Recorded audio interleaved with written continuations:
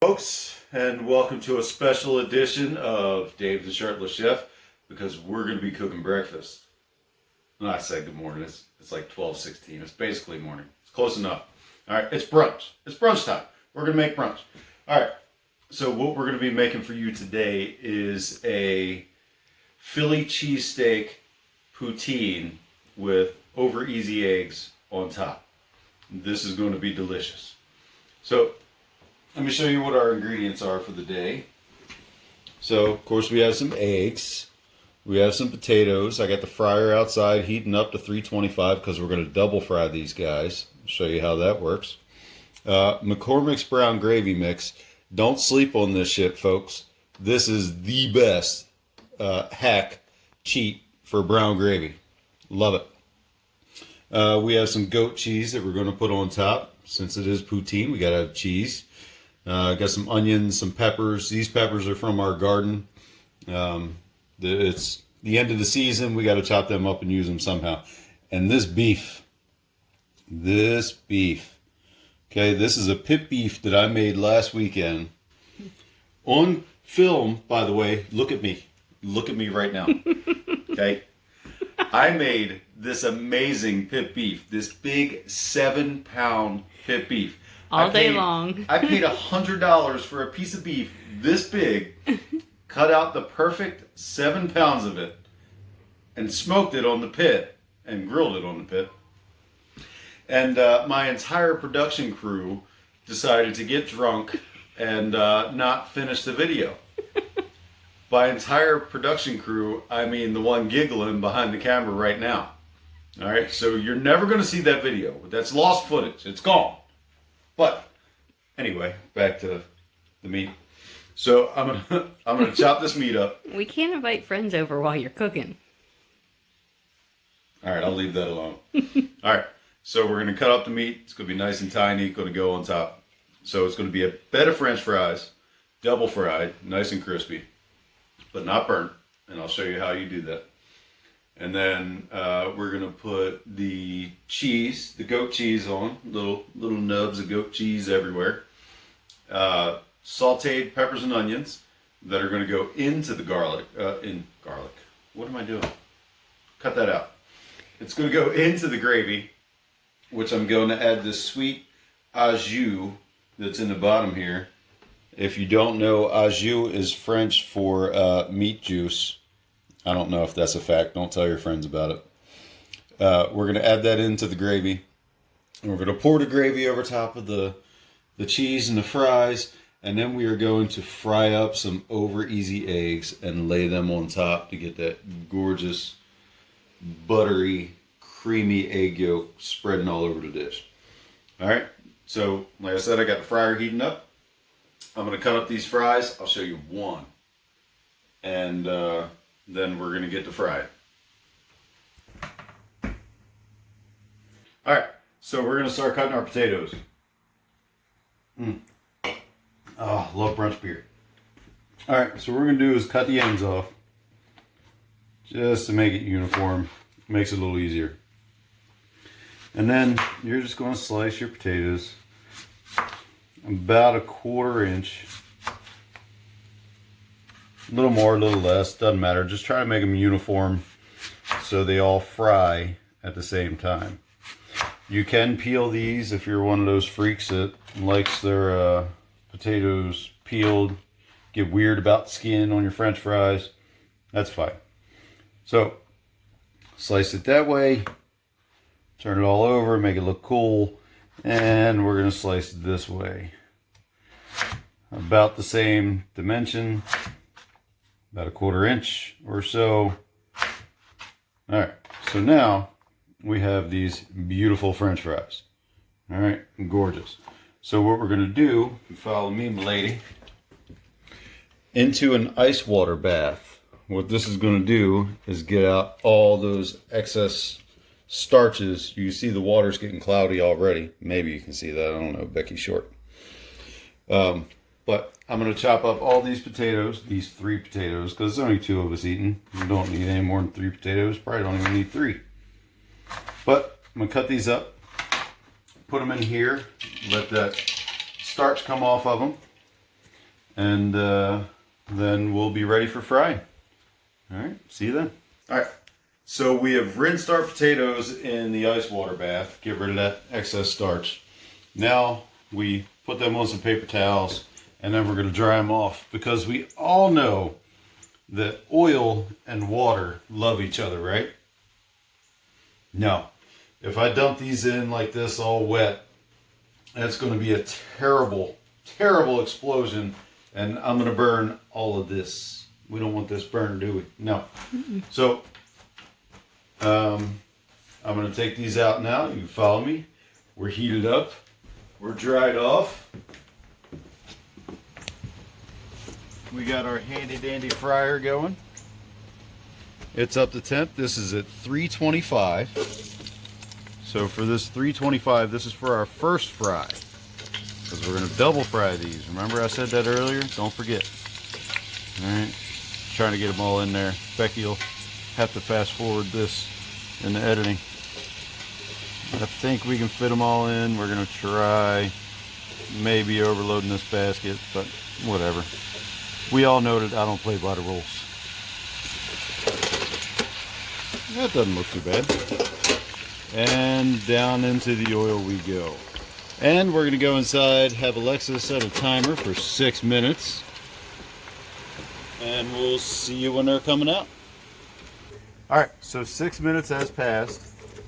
So that's 6 minutes at 325. We are going to bump this up to about 350. We're going to let these drain a second, and then we're going to dump them right back on a tray of paper towels to dry some of that oil off. This is all part of that double frying process. Normally, if you just put those in there until they're nice and crispy, without the double fry, then they just burn. We don't want to burn them. So we're going to let these sit on a paper towel, dry out a little bit, let this come up to temperature about 350, maybe a little bit more, and then we're going to drop them back down for about another 5 or 6 minutes. So we'll see you then. Oh, it's a beautiful sound. All right, so I chopped up our onions. I made those into like little slices. And I chopped up our green pepper, our orange pepper, and we had a red pepper that looked a little bit sad from our garden, so we didn't put that on camera, but I cut it up and it looks beautiful. So we got a pot heating up. Miller Lite. All right, show that real quick. So if you have a cutting board that slides, if you take a couple wet paper towels, wring it out, lay it down, put your cutting board down, it doesn't move. All right. So, little hack so you don't cut your fingers off. Alright, so how do we saute these vegetables? With butter, of course. That pan's a little hot, a little too hot for that butter, but that's okay. We're going to cool it down real quick with some veggies. Put all these veggies in. Ooh, listen to that crackle. That pot's way too hot. But we're using a pot instead of a pan because this is the same pot that we're going to make the gravy in. Meat's not going in yet. We're going to wait till the gravy's good and hot before we put that in. So give this a little toss. Look how beautiful that is. It already looks delicious. You eat with your eyes first, folks. We're going to put in a little bit of oil. Keep that butter from burning. If you didn't know, that's how you keep butter from burning. Put a little bit of oil in it. Oil takes over the temp, keeps the butter from turning brown and yucky and gross. So we're going to saute these guys up, get them nice and soft, and then we're going to start building our gravy. In the meantime, in between time, actually, you know what? I'm going to wait till the very end. Ooh, pardon me. Too much beer. I'm going to wait till the very end to finish the fries so that the fries are nice and piping hot before we put the gravy and the cheese and the meat and the eggs on it. Oh, God. Just thinking about it's getting me all excited. All right, so stand by while I saute veggies. All right, so our veggies look gorgeous. They've been sauteing. They sound good. They look good. So I took that packet of McCormick's brown gravy mix, according to the packet instructions, mixed it with cold water, stirred it up quite a bit. Now, not according to the instructions, I'm going to go ahead and dump it in with this au jus, and I'm going to add another cup of water. Stir it and get all those good bits. I don't want to lose any of that. Put that in. This is a really difficult recipe to follow because I know everybody's got au jus on hand, which is French for what? Sweaty meat? Yes, that's what it is. So we still have our veggies sauteing. They sound delicious. We are going to add our gravy. That'll shut her up. Put some cold stuff on top. She shuts right up. So we got our whisk. This is a whisk that actually goes with my immersion blender because we don't have a regular whisk. That's why I buy two. And we're going to whisk this guy up. You don't want to let this sit for too long because gravy will start to burn. The packet gravy will anyway. So we're just going to whisk this up. Whisk, whisk, whisk, whisk, whisk, whisk. We're going to whisk this up, mix it up, build a nice gravy, and bring it up to a boil, which I need to turn the heat up. Bring it up to a boil. We'll let it simmer back down. Keep it mixing so you don't get that ugly gravy skin on the top. You know what I'm talking about. And then we're going to build our fries. Build our fries. We're going to fry our fries. What is wrong with me today? I think it's because I'm really not feeling well. Not COVID, just we were up late last night doing fun stuff. Yeah, so we're going to make the gravy. Then we're going to do the fries. Then we're going to build the plate. All right, we'll see. So our gravy is smelling amazing. It's looking amazing. But look at this. Look how thin that is. That's not gravy. So Dave, how do we fix this? God, we're in a gravy emergency. So let me dry this off. Alright, so cornstarch is going to be your best friend. So we're going to take a little bit of cornstarch. I don't know how much that is. Maybe a tablespoon. I don't freaking know. Alright. So, and then we're going to add a little bit of water. I can actually tell you how much that is. So that's a half cup. And then we're going to mix it up. We're going to make a little cornstarch slurry. Make sure that you don't have any lumps in your cornstarch. Stir it up real good. And get that stuff hanging out up there. Alright, so now we have our cornstarch slurry. It don't look like much, but it does a lot. We're going to add a little bit at a time. We're going to add about half of that. And then whisk it up, let it go a bit, and this will thicken this gravy up. I will show you what it looks like when we're ready. Oh, it's all, oh man, already thickening up. All right, let me put my fork in this. Give it a good forking. All right, so we've added our cornstarch to our gravy. Remember how thin it was a minute ago? Look at it now. It's already thickening up. So that's looking pretty good for our gravy, and it's going to thicken as it heats. So our gravy is about done. We're going to keep this on low just to keep it nice and hot. Oh, you know what? Let's add our meat. We're going to add some meat to our gravy because there's not enough already. Let's put this stuff right in there. There we go. Now we got a good meaty gravy. I don't think we can use the whisk anymore because everything keeps getting caught up in it. But this stuff looks like you could just eat this on its own. That looks like a soup.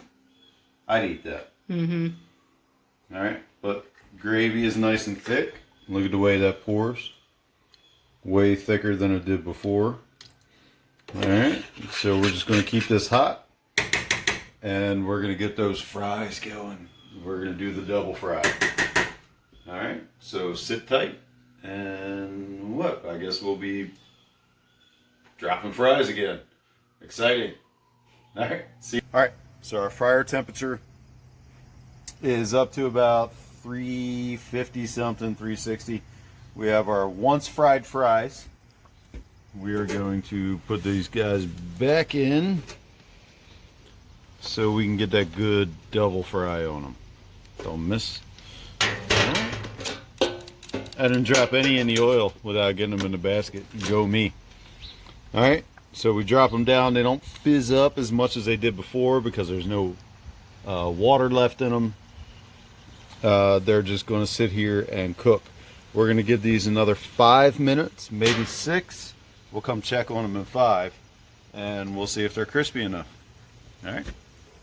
Alright, so our fries are done, sir, done. Alright, so I don't know if you can hear this, but hear the scratchiness. Hear how they're crispy, but they're not burned. They look like regular French fries. Oh, you can hear that. I know you can hear that. Alright, so these fries are super crispy. Try and get a little bit of this oil off of them before we dump them. So if you see my little fry pan there, and we're going to pour these into, I put a pat of butter. Why? Because butter is effing delicious. So we're going to pour these right on top. Bam. Man, they sound like good French fries. Can't close that guy. For some reason, this thing will not close when it's hot. I don't understand the mechanics of it. It's like the can opener. Did we talk about the can opener? We Is did. that from the deleted video when you got drunk? No, we talked about it. You can hear these fries. Listen to these fries. They sound amazing. So we're going to toss these in the butter. I won't make you listen. That sounds terrible. We're going to add some salt, pepper, maybe some garlic and some Parmesan. Oh, yeah. We're going to do garlic and Parmesan on these too. All right. We'll see you in a sec. All right. So, told you we were going to put garlic and Parmesan on there. What's our favorite hack? You know what our favorite hack is. It's squeezy garlic. So, a little shot of squeezy garlic, maybe 2. There we go. And we're going to take our giant Costco bag of Parmesan Reggiano. Douse them bad boys in that while they're still hot. And we're going to give it a toss.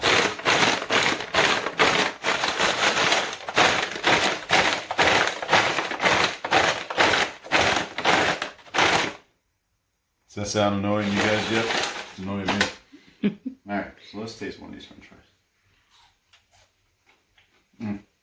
They're terrible. Throw the whole bitch away. You try one. Oh my gosh. These fries are amazing. Yeah, yeah. Amazing. The perfect texture. I mean, are you kidding me?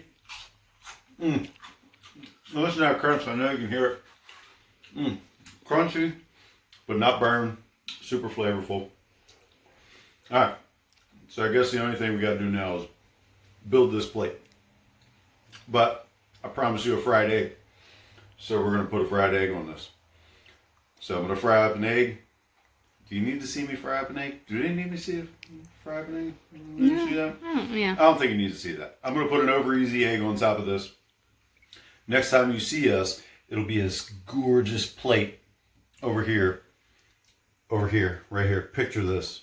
French fries, meat gravy, peppers and onions, goat cheese. Oh, I forgot about the goat cheese. How did I do that? Good.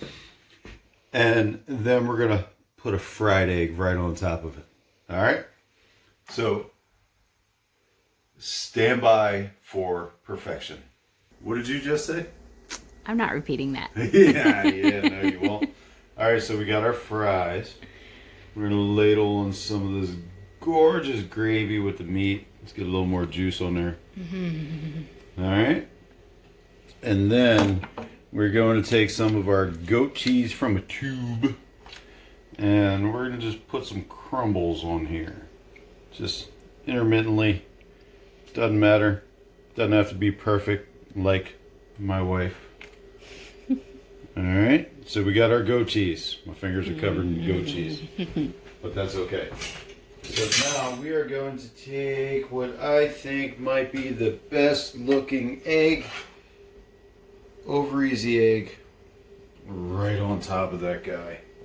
Oh man, tell me that doesn't look, sorry, washing my fingers. Tell me that doesn't look amazing. Oh, you know what? Let's make it look better. Let's make it look just a little better. Because everybody loves when you put green stuff on shit, and I don't know why. I don't either. It's useless. Parsley doesn't taste like anything, but it makes everything look prettier. Look how gorgeous that plate is.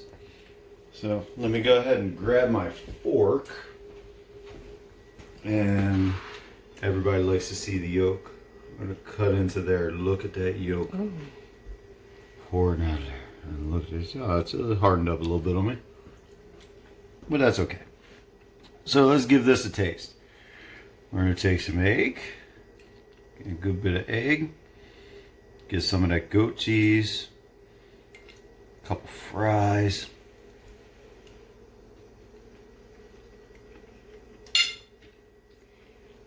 I quit. Once you achieve perfection, there is no need to continue any further. Just coast through life from now on. Life lesson, kids. Oh my God. I can't tell you how good this is.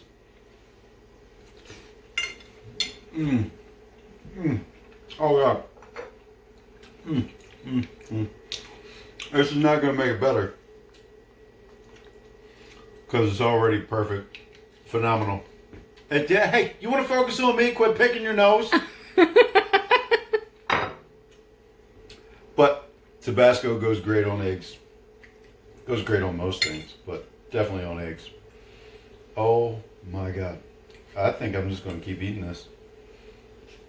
I'm going to keep eating this.